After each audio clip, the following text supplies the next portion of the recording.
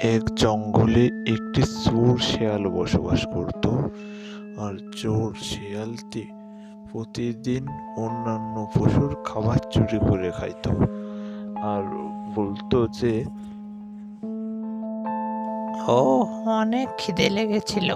বাঘ মামার খাবার আজ চুরি করে নিয়েছি।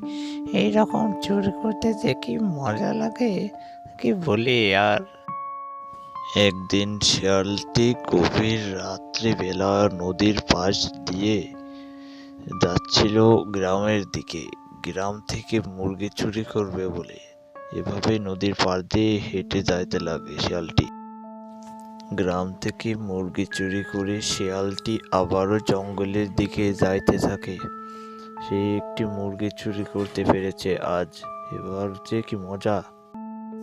আবারও সে নদীর পাড় দিয়ে সুরক্ষিত একটি স্থানে যাইতেছে, যেখানে যে মুরগিটাকে আরামসে খাইতে পারবে শেয়ালটি।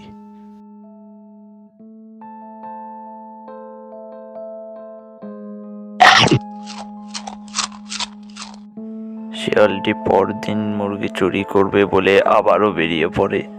সে জঙ্গল দিয়ে আস্তে আস্তে গ্রামের দিকে যাইতে থাকে। গ্রামে যে সে আজ আবারও একটি মুরগি চুরি করবে। এক কৃষক হাঁস ছেড়ে দাঁড়িয়ে থাকে শিয়ালের জন্য। শিয়ালটি যাওয়া মাত্রই কৃষক দৌড়ে বেরিয়ে আসে লাঠি নিয়ে আর